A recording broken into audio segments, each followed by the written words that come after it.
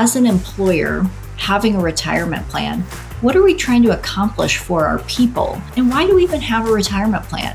Yes. There is actually a financial impact on a business when we have folks who don't retire on time. So let's just think about it from a business perspective. Do I want to make sure people can retire timely? Financially, it's going to help my business, and it's the right thing to do for my people. Welcome to the Tao of Chao podcast, where we will try to find balance and provide a clearer path forward in this uncertain world.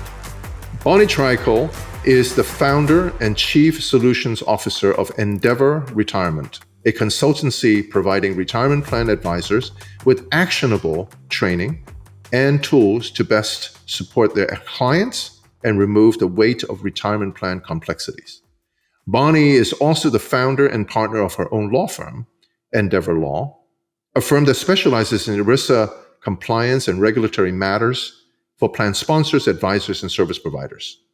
She also provides assistance with securities issues, DOL and IRS corrections, and serves as a fractional general counsel for clients. Bonnie earned her law degree at Pepperdine University Law School. And here is Bonnie. Bonnie, thank you so much. I know we met this year, and as I mentioned to you, I'm hearing your name quite often, and it is wonderful that you give us a little time to have a conversation. Well, first and foremost, thanks so much for having me. It's really an honor to me to be invited to share my thoughts on your podcast. I really enjoy following your work, and so it's really an honor to be here. There's so much to talk about in our space, thank goodness, keep us all employed. But I think there are certain things that I think is really timely and current. Mm-hmm. And the area that I'm most interested in, and hopefully the people who are listening to this also find it fascinating, is about lifetime income. It's almost like you could not turn a page in our industry publication without hearing those two words. Being in practice in two ways. I understand you're an attorney from University of Pepperdine University Law School. I went to USC, so we were almost neighbors. But you also have a practice that helped to train, to educate, to inform a public at large, as much as for plan sponsors and advisors to navigate through, quote unquote, the maze of IRS and ERISA. But more importantly, I think, is doing the right thing. So maybe I should start asking you just a question, and we can have a conversation about how you are thinking about where we are from a lifetime income or income sufficiency during retirement. But what's your thought on that in general? And then we can talk about all the craziness that goes through that vein. You really started with a big question, right? Which is, one that's more about, I'm going to say kind of this concept of leadership and how just thinking about overall the concept of retirement income, lifetime income, and doing the right thing by our clients. And for me, it's not about a product or a solution, but it's about helping people think about really two things. How do they make sure they can enjoy their retirement? We have some folks that might never enjoy their retirement because they don't know if they have enough money. And really, they probably have way more than they need, but they don't know that. So it's about how do we help people actually enjoy their retirement?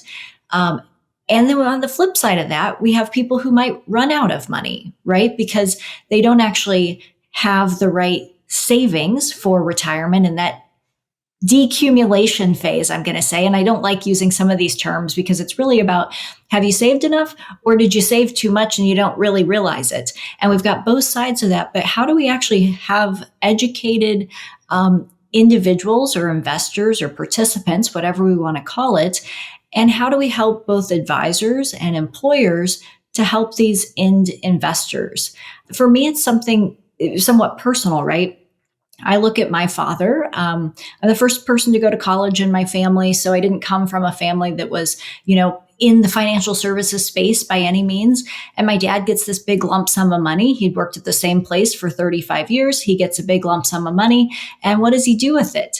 Well, he goes out and starts spending it on things because he'd never had that much money. He's rich. He's rich. Right? Yeah. He gets this big lump sum and he goes out and starts spending it. And so it's about that sort of education of what do we do with folks when they get this big lump sum? How do we help them to think about what is their paycheck on their first day and their last day of their first day of retirement and their last day of their life? And how do we help them think about that? So it reminds me of somebody winning Lucky Lotto and then goes bankrupt in whatever, a short period of time, unfortunately. Mm-hmm. So you're touching on a number of things. I think one is the behavioral finance aspect. Mm-hmm. Number two is education.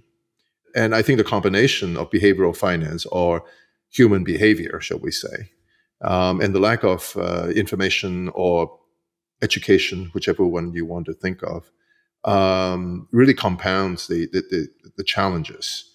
If we take a chapter out of 2006 law that introduced, by the way, I just saw President Bush once again. This is the second time I've seen him on stage. I was at an event. He was the closing keynote. It reminded me of 2000. Of course, I'm burdened by my profession. Always think about auto enroll, auto escalate, where he introduced QDIA, legislation. That really helped on many levels. Force people to save and build that habit that they couldn't build otherwise. So I think having that lesson and the whole world of personal finance in terms of behavioral finance really starting to inform us, how do we get this piece right in terms of lifetime income, which is, to your point, using your father, not to blame him at all, but it's not unusual at all. Either a father who really just didn't save at all, which is even perhaps worse than a father who have saved or had opportunity to have a lump sum, but not knowing what to do with it or not really thinking thoroughly through. Those are all challenges to our society, especially we are looking at 2032, 34 time frame. That we are going to have not a sufficient amount of contribution from the tax roll to pay to pay out the obligation for Social Security, and so we are weakening this. Everybody used to call the three-legged stool, as you recall, right? We had the defined benefit stool, which your father sounds like was beneficiary of, who worked his whole life for a company. We have this personal savings stool, right? Which if you saved it all, that helps you. And it's a leg. And then the third leg is Social Security. Well, the DB leg is kind of gone. I mean, it's not even broken. It just disappeared. Substantially gone. Bye-bye. Personal saving is here and there. Well, sure. And then now we have potentially weakening the Social Security piece as well. So, a two-legged stool just cannot sit. Not well. Not well, and then you have one leg and the other one's wobbly. That's really not well. So talk to me a little bit about how, as an advisor, I know you help advisors and plan sponsor, we really are the same. Mm-hmm. We should all be on the same side because serving solely in the interest of participants. How should we be thinking about this from your standpoint, because you speak to a lot of people? Yeah, so one of the things, we started with this concept of lifetime income, retirement income. And a lot of times I hear that conversation coming up with an immediate, no, I'm not interested, because it's associated with a product or a solution. Mm-hmm. And again, I'll go back to this idea of let's step away from, this isn't a product or a solution conversation. This is a conversation more about, I'm going to say, fiduciary leadership and what you just mentioned, doing what's in the best interest of our participants, which is a requirement under ERISA Section 404, right? We have a duty to do what's in the best interest. So if we really start at a much higher level, and I'm going to even say there's a component where if I'm a plan sponsor or I'm an employer, even before we get into the context of our fiduciary obligations, let's think about just as an employer having a retirement plan. what are we trying to accomplish for our people? So I won't get into the nitty gritty of the settler conversation here. That might get a little bit too granular, but there is this kind of like put on our business hat. And why do we even have a retirement plan? Yes. As an employer, what are we trying to do for our people? And if we're really trying to be a good steward for our people and take care of our people, that looks a lot different in how we put together kind of the plan design elements, which carries out into the investment elements of how we take care of our people in an organization. And there's financial benefits to that too. Ernst & Young has a paper out recently that really carries forward some of the work that Prudential did years ago, which really put a good dollar amount. I'm going to get this probably wrong, so don't totally quote me on this, but I believe that the Prue paper said it was $50,000 per year for delayed retirement for each individual who doesn't retire on time. That's a big number, right? Of, hey, someone's not retiring on time. So there is actually a financial impact on a business when we have folks who don't retire on time. So again, before we even get to the fiduciary element of our ERISA 404 requirements, let's just think about it from a business perspective. Mm-hmm. Do I want to make sure people can retire timely? Because financially, it's going to help my business and it's the right thing to do for my people. Then we can get into this idea of, well, what does it mean actually when I put on my fiduciary hat and I think about how do I actually do what's in the best interest of people? And that's even kind of that next part. So I know I said a lot there, but I don't know how you think about that from kind of the business perspective and then even jumping into the fiduciary conversation. So the business perspective is actually interesting how I would say probably 4, 5, maybe even 6, 7 years ago, when people start saying, well, gee, healthcare is so expensive. And businesses shoulder quite a big piece of healthcare premium, maybe the self-insurance, whatever that may be. And so they created this whole discussion about, if people stay too long, just think about the cost to the business in shouldering that healthcare. Now is also people staying too long because they didn't save enough or they don't know how to create an income stream, whatever that may be. So I think I totally agree with you. I have not used that approach personally. What I have done is to speak with each one of my plan sponsor clients in the following manner. Mr. or Miss Plan Sponsor or the committee, what is the purpose of the retirement plan? Yeah. Oh, we got to have it because competitively we cannot not have a retirement plan. I say, well, okay, now you have it. Then what? Well, it's a savings vehicle. Great. Isn't that what you're hired to do? Just to help us? Absolutely. Getting the prudent investment solutions and core menus and make sure that it goes a continuum between the lowest risk to the highest risk and the whole modern portfolio theory, all that. Yes. But is that it? Well, what are you saying? I said, well, what are we trying to accomplish here at the end? And sometimes they say, well, so that they have enough money so they can, when they retire, they can continue some way. In the old days, we think about when I leave, I want to have the biggest pile of $100 bills on this table so that I can take all this money and leave with a gold watch when I leave this company. I don't think that really works. First of all, I have no idea if that's enough or not enough. I have no idea that what I have accomplished because I don't put any specificity to it except the biggest pile of money. I don't know what that means. Mm-hmm. So I think that that's not being the most thoughtful from a participant standpoint. And then the question is, what should we as a plan sponsor do to help our people not only accumulate, but through accumulation into retirement that we are responsible and we're responsive to their needs? They said, well, what exactly are you talking about? What I'm talking about is to provide thinking first, methodology of how we can help our participants to retire and retire as well as they can.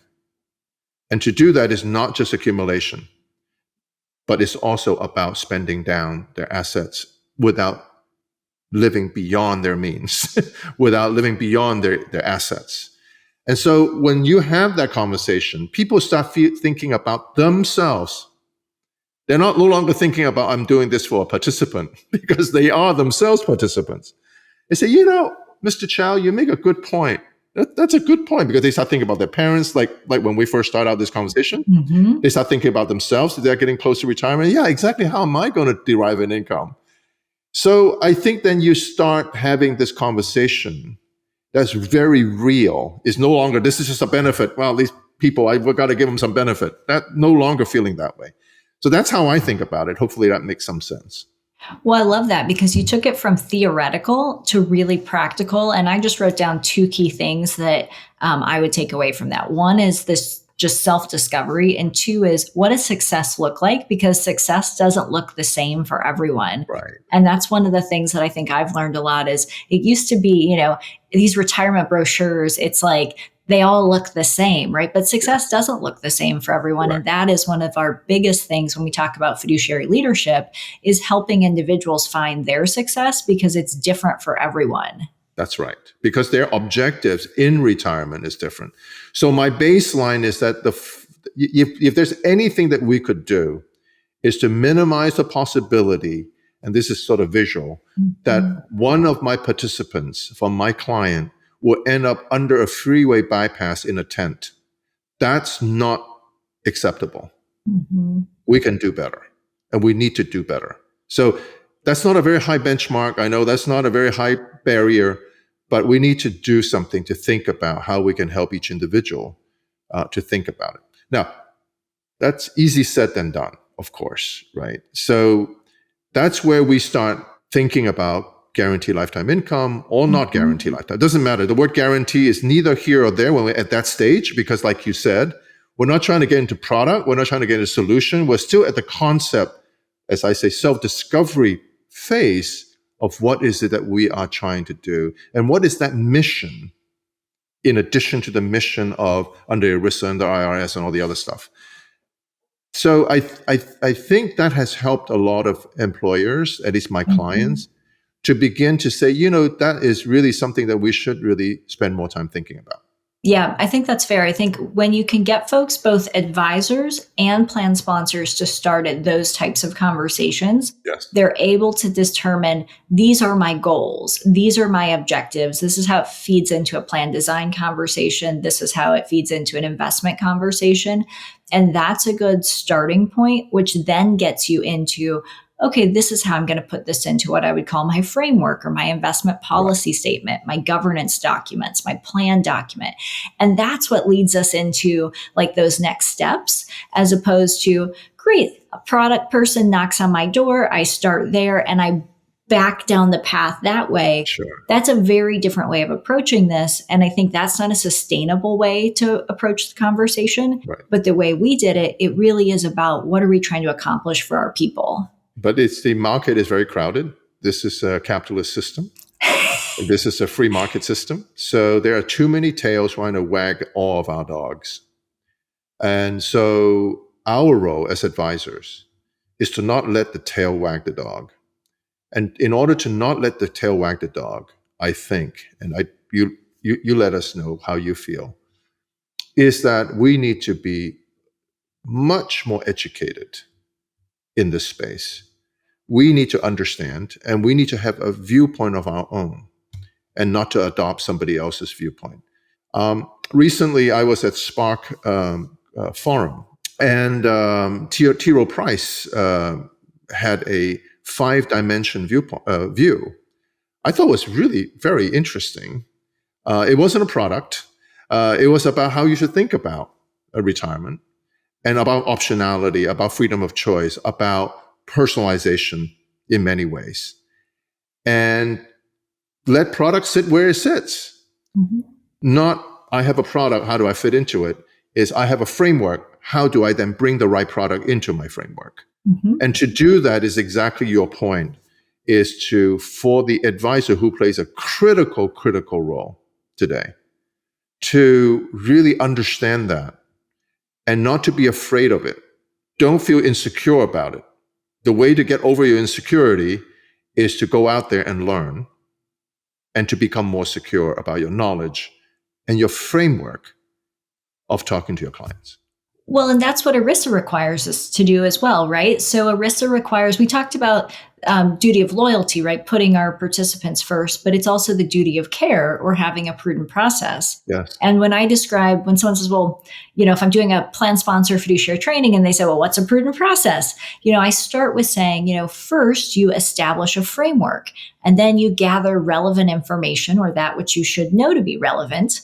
And then you compare it objectively, decide, and then document. Well, starting with the framework is saying, hey, I'm going to establish my investment policy statement, for example, or the criteria that are going to go in that investment policy. So again, we're not starting with the product. We're starting with something like a 5D framework or something like that to say, Yes. Here's how I'm going to evaluate. And if we start with those perspectives of here's the framework to evaluate, then gather the information, and that's like the product information that goes into that funnel or framework. Yes. We're letting our knowledge, which ERISA is all about process. That's one of the great things about it, right? We don't have to be afraid. I know everyone's fearful of litigation, especially with these solutions, but the thing I love about it is it's process oriented. It's not saying you have to get the right outcome. It's about you do have to follow the right process or a process, not necessarily, hey, this is the outcome you have to get to. And that's the glory of it. You're talking about procedural prudence. Mm-hmm. What is your process? Is your procedure. And I think that to do that, I think we understand each other as soon as you say it. But to help advisors and plan sponsor to develop that process require knowledge. It's not something that come out of thin air. That's fair. And so I think that there is no single process, but there has to be a process. And that's where you can defend yourself in court later, that you have actually a process. Yes. And it doesn't have to be complicated, but it has to be thorough, has to be well thought out, has to be when I say client, participant centric, right? Are you thinking for them or are you thinking for yourself? Where we bring back your settler function. Are you doing it for your company? Well, then it doesn't belong in this committee. It's in a different committee. All those things that either we understand it or we need to understand it quickly. Mm-hmm. You see a lot of folks. What are they saying to you about what are their concerns right now about lifetime income, as far as you can figure out?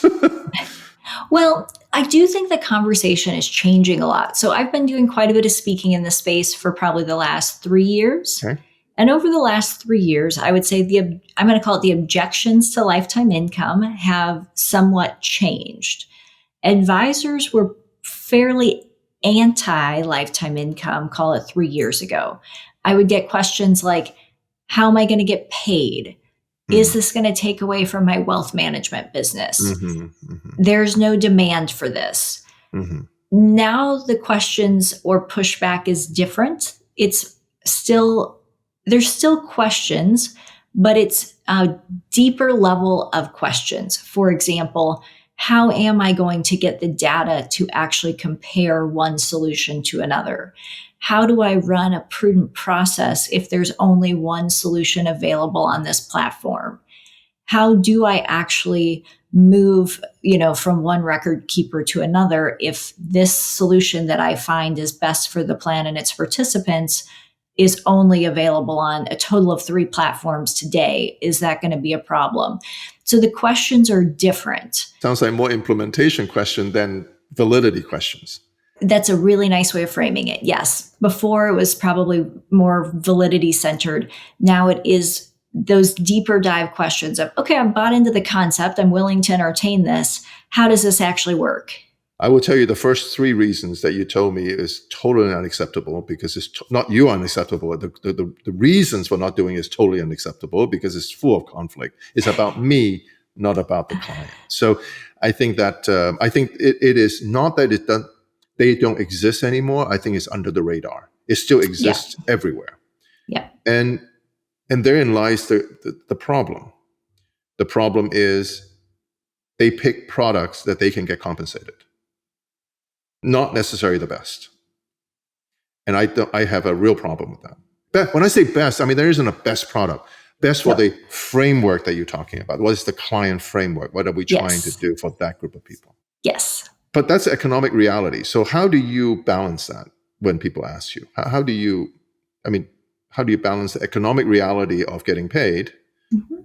vis-a-vis, is that really the right answer for plan sponsors? Well, when I talk about how an advisor gets paid for their work related to these solutions, I bring this into an overall conversation about an advisor's practice, right? Mm. And an advisor talking about how do you get paid overall for the work that you do, right? So I make that a bigger conversation. It's not about this one product or solution. It's about overall what is the value for the services that they provide for a client. But as it relates to this single product or solution, or hey, should I put in the time or effort to introduce retirement income? I make that a conversation more about fiduciary obligation overall. Mm-hmm. And it's, I've heard some commentary around, is it your fiduciary duty to introduce retirement income or lifetime income solutions?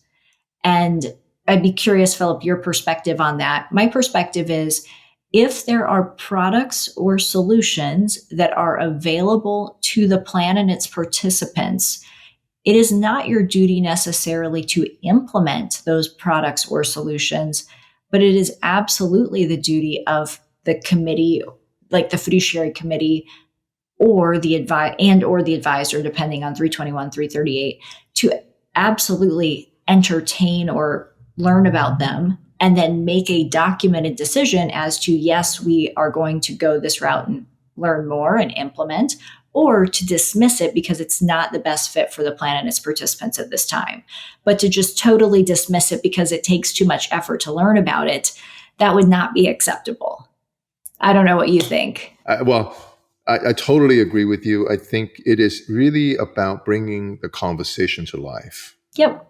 I think part of what we do, yourself and myself, with clients is really saying, here's what's going on in the industry. Here's what's happening. Yep. Why are they relevant? And I want to bring that in. You decide if it's relevant. I don't decide it, right? No matter whatever I am, doesn't matter. Mm-hmm. That I want to bring it up and say, here's what's happening. Here's why it is happening. You have to decide the relevance to your plan. Mm-hmm. That's how I introduce it. I don't know if this is my fiduciary duty to do it. I think it's my best practice as a fiduciary. There's a difference between, is it my fiduciary duty vis-a-vis, is a good practice? Is it within my scope of engagement? And my answer would always be yes, because I am an advisor to a retirement plan. Income post-retirement has something to do with the retirement plan, and I think we should bring it up. So I'm slicing it a little bit different than the way you asked it, but I'm in agreement with you. But I think that if somebody asks me, is this a fiduciary duty to bring it up? My fiduciary duty is very clear: is solely an interest, exclusive benefit. The things that you know about. Doesn't say lifetime income in it, right?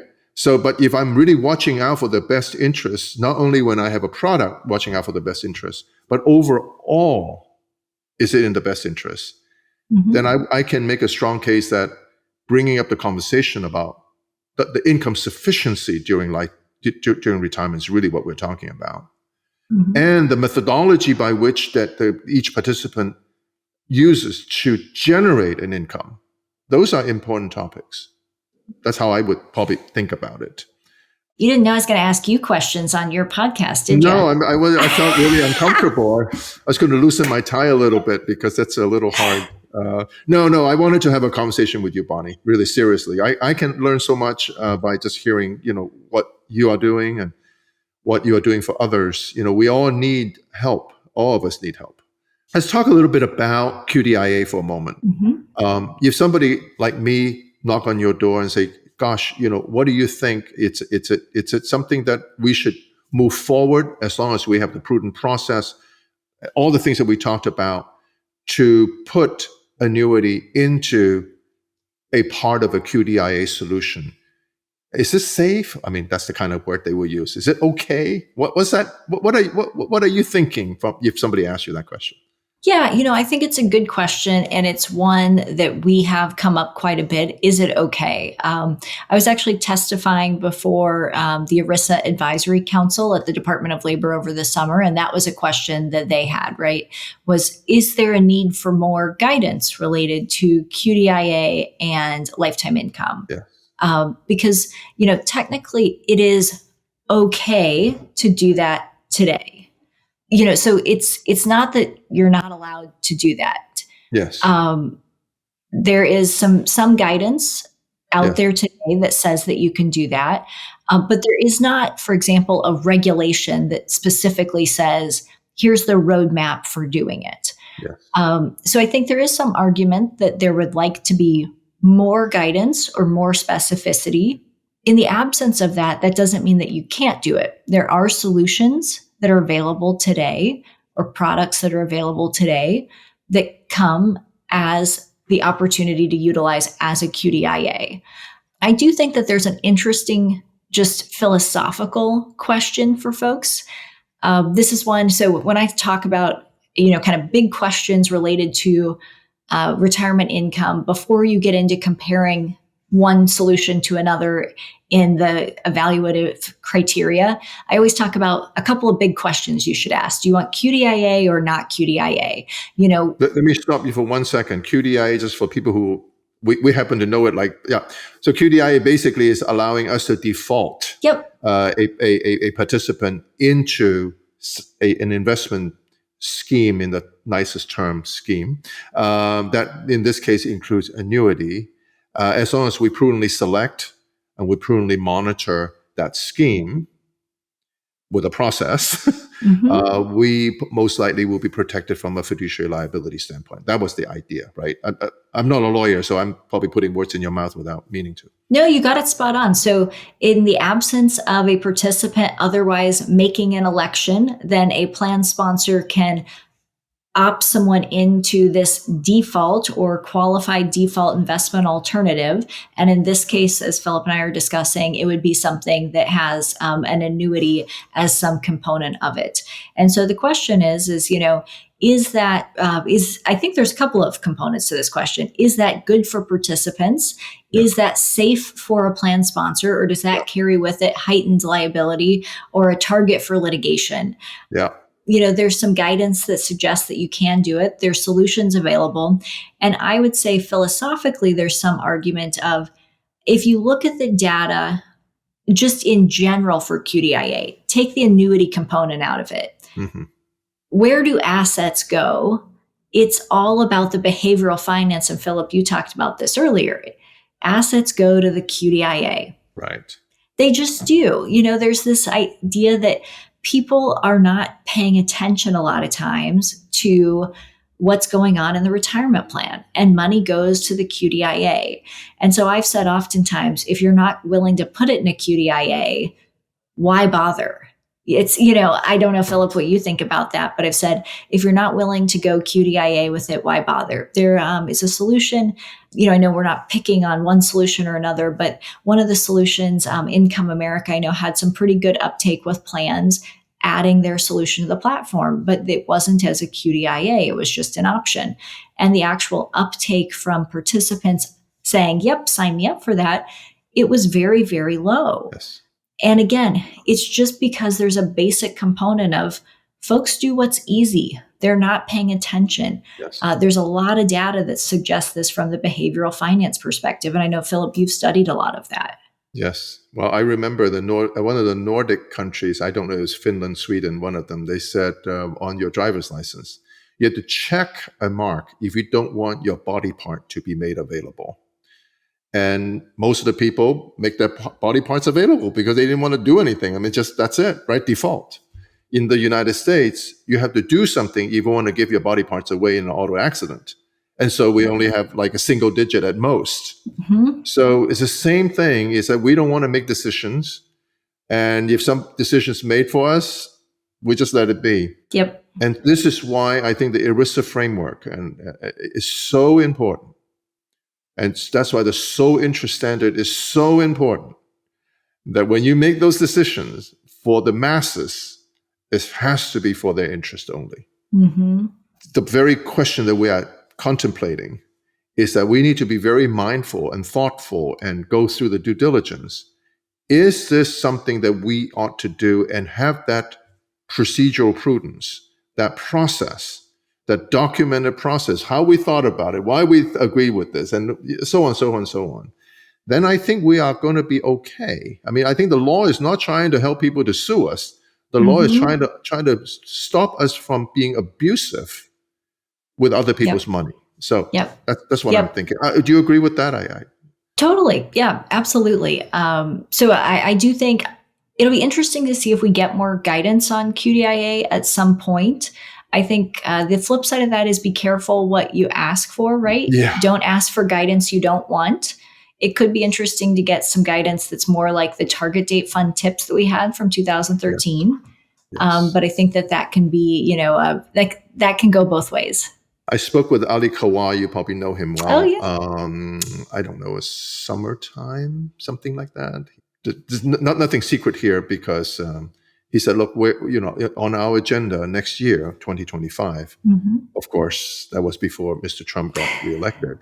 That he said, if I'm still here, this is what I would like to do is probably start developing more, because we need better guidance as to how we do this, so that, once the guidance came out for QDIA on regulatory, then you see beginning a rush towards using QDIA, because we feel more comforted that there are very clear guidelines. I think we need that. But on the other hand, you're absolutely right. Be careful what you ask for. It may be not as friendly as you would like. So finding that balance is what hopefully folks like you will go in front of those committees and go in front of the DOL and say, look, I think that these are reasonable actions or guidance that doesn't encroach on the industry itself, or picking winners and losers. And that kind of thing. So a lot more to do, but I don't think he will be there. So we'll wait for the next person to IPSA to come in to help navigate through that. So I'm with you. I agree with you. Yeah, and that can be what's hard with change in administration, right? Is that, then we have to wait and see what will come next and how that will play out. But I do think, not being political, but I do think that the Republican side have been more supportive of the insurance industry overall. Agreed. And this is an insurance industry issue. I think there will be less restriction and probably open up more. I mean, on a relative, this is all relative. So perhaps it actually give us not better guidance or worse guidance, but broader. Not very specific and say you got to do this, this, and this. Probably more like what you were suggesting, how we got the QDIA, sort of this sort of good ideas sort of thing. So we'll see. I think a lot of advocacy is necessary in that environment. So that's the QDIA side. Let's talk a little bit. I know you're very much involved in thinking about the tail that we talk about, wagging the dog. All these tails it's like new growth all over the place. And, every month there seems to be, there's a new tail growing out somewhere. What's your thought? I know John Faustino's Broadridge has been building a tool. I know there are others. Kelby is building a tool. There are others. Talk to me a little bit about what you think about tools and the framework for tools. If you are going to build a tool, how would you think about it? I think you and I had a little bit of a conversation around this, and we started to talk about it a bit earlier. I think there's some really strong thoughts, like with Broadridge and with Nestament, around comparing solution A to solution B.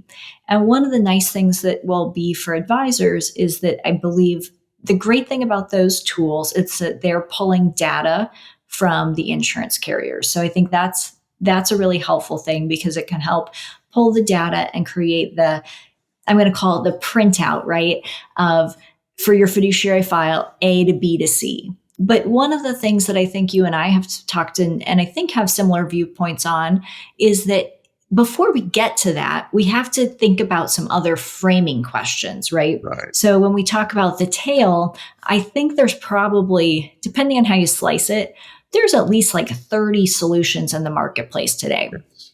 And I divide those up into, call it guaranteed, non-guaranteed, and hybrid. We could simplify it and say something that's got an underlying annuity versus something that doesn't, like a managed payout. And you have to compare similar, we have to somewhat compare similar solution to similar solution, hence why we would say something with a guarantee versus something that doesn't have a guarantee so that we can compare those. And I think the tools generally do that, right? But before we get there, we have to think about some of these bigger questions to what I always describe as take the funnel and narrow it down a bit. And I think that's where we get into some of those tools are missing a little bit of the front end decision making from my perspective. Not in a bad way, because the tools can't do it all. But I think that's where you and I have had, this idea of, right, like, what is the timing of some of these solutions? Some of them are more of an in plan versus out of plan. And again, these aren't right or wrong answers, but they are different. QDIA versus not. How's something going to be packaged? Is it going to be in a managed account so that it has maybe some element of personalization with it versus it's just, an item on the menu that someone can select on their own? Good luck with that one. Yeah, right. As we were talking about earlier, the record keeper availability piece of it. So there's kind of these bigger framing questions that you have to get to before then you can say, okay, now here's my 3 solutions I'm actually going to compare. Sure. And then that's really how you get into that. But that's how I think about it and teach some of the advisors I'm working with. But maybe you have different thoughts on kind of just the initial out of the gate experience. I think as you were explaining your position, which I totally agree, I think the question is about framework, which you have started. We started the whole conversation with framework. Mm-hmm. There is always an answer for every question. Okay, and so what does that teach me? It teaches me that the question is more important than the answer. Yep. Right. Like so that. my concern, I know I'm a little bit philosophical about that, but my concern is that most folks don't even know what question to ask because we are enamored with the next shiny object, which is the tail. We keep going to the tail because the tail is ever present. They are constantly trying to present themselves in front of us rather than really looking at the question. So I think what you are saying is really, how do we ask these questions? And what questions do we ask? So the first question, like you said, is it an in-plan solution or out-of-plan solution? Just that question alone, I'm not sure everybody understood what we just asked. So when you say out-of-plan solution, what does that mean? Well, meaning that it's not in-plan. Well, what does that mean? It means that at age 65, 67 or whatever, then a list of options available to you if you want to take some of your money and do something with it, whatever that is, outside the plan. So that secure 1.0, 2.0 have nothing to do with it. Right. The other's in plan. Okay, it was in plan, then secure 1.0, 2.0, 3.0, and 6.0 all have something to do with it. So we go through this decision tree, which I think that where is missing, if I may suggest, is people like you not there yet to help. You should be. They should be asking for you to help make those questions available. That's the front end. You help them ask the questions to gather the framework, but it's still their framework. Yeah. But it's through these questions that they develop their unique framework, which ultimately populate the tails that will fit that framework. Not even perfectly, but a heck lot better than without those questions. That's how I think. I think we are seeing eye to eye on this completely. I love that. I wrote down, it's one of the key takeaways. The question is more important than the answer. I think that's such a good thing because we jump to wanting answers, but we're not even asking the right questions. Exactly. So when you look in the 30 odd whatever products and solutions, what are you? I think I just had a conversation yesterday. I won't name the name.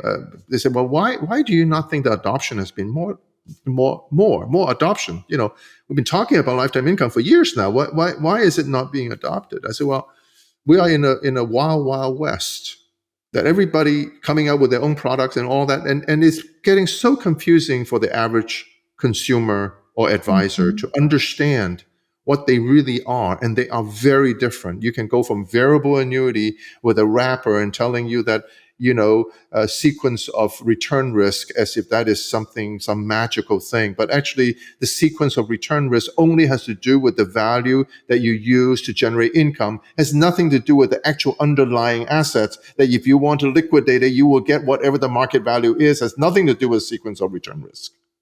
But they don't ask that question. They don't understand that. I'm not saying the client, I'm not saying the product provider doesn't understand, but I don't think people are seeing it, understanding it completely. Well, because so back to your point, the questions that you have to ask vary based on the different solutions. So if you don't know what bucket to put the solutions into, you don't know what set of questions to ask. Exactly. So, and I think now I'm going to steal something that I heard you say when we were talking about our conversation, which is, I've done quite a bit of work with Napa and with Broadridge, and we've developed some high level due diligence around what to be asking. But we've really developed the buckets of the things to ask in terms of like the really, really deep sets of questions and, RFPs for some of these. There's really deep, you described it as like a cake, right?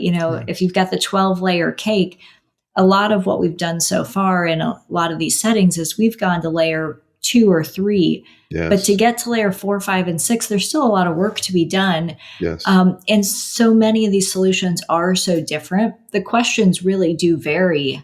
So we've helped people really start to understand, here's the types of solutions, here's the categories, here's some of the high level questions, but then you really have to start going a bit deeper to figure out what is in that, 4th and 5th and 6th layer of the cake. And I think that even though we have 12 layers, as we go down, there are sub-layer within each layer. And there's new sub-layers coming in because you have new products that have taken something with a twist, and you have to understand it. You have to understand the obligations. Counterparty risk. We're not talking about counterparty risk at all. And counterparty risk is something should be involved, included. That has something to do with Secure 1.0 and said, did you meet all the standards? But that's only one version of counterparty risk, because there are then other aspects. So the other thing is, it doesn't seem like we are really. How do we get to that next step in your mind? I mean, how do we get a higher information quotient to educate the advisors? How do we get tools that can be more than 3-layer deep? How do we get connectivity, where a point you made so important? Hey, I love it, but it's only on one platform. Should I love it? Is it okay? Is from an ERISA standpoint, is that really portable? And if it is portable only to an IRA, that means if I get out of it, much of that asset is moving out of my plan, and it reduced from a $10 million plan to a $5 million plan. I'm losing the economy, yada, yada, yada, yada. So I just think that we are still at the frontier stage. We're still not in deep enough to really solve all that. It would just take time. Is that a reasonable conclusion? I think that's reasonable. I'm going to maybe use 2 words that I think would describe what are required. And I think it's collaboration, but it's also probably vulnerability, which is hard because we have to have competitors who are vulnerable enough to share, like, this is what's working, this isn't what's working. And if there's not enough vulnerability to share in their experiences, I think it's hard. I'm in a few of these kind of industry groups, right? Yeah. Where if competitors aren't vulnerable enough to share or to be collaborative, I think it is hard to move the ball forward, because if everyone's too guarded, then we won't be able to actually share, because we do need that collaboration among competitors to be able to actually get the information to say, hey, this is how we can actually educate advisors, which will help all the competitors to do so.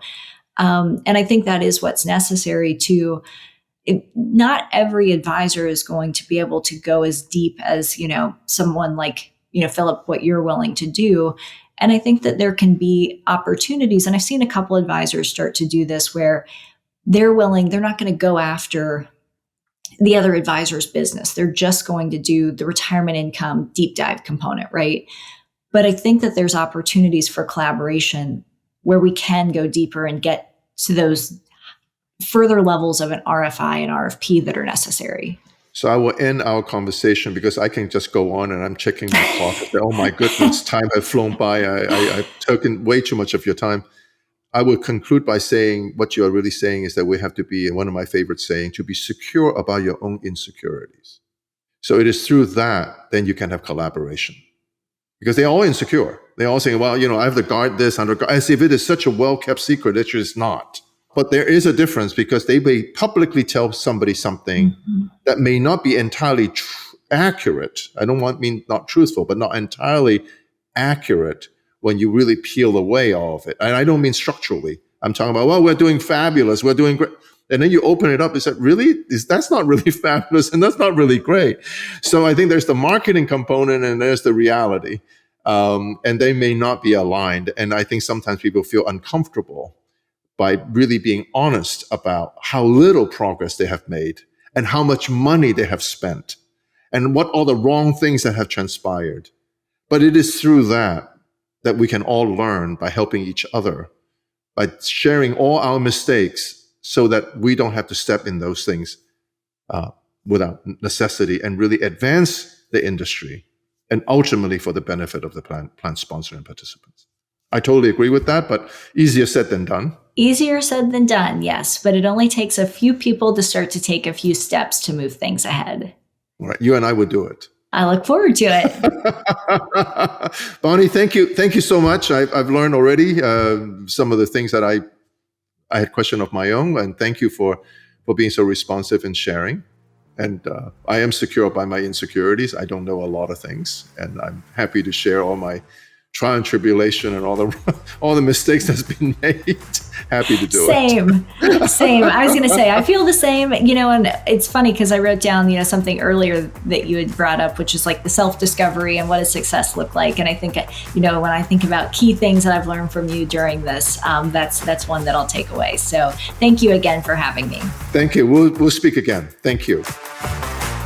You can always find more episodes by visiting philipchao.us/podcast or find us on your favorite podcast app.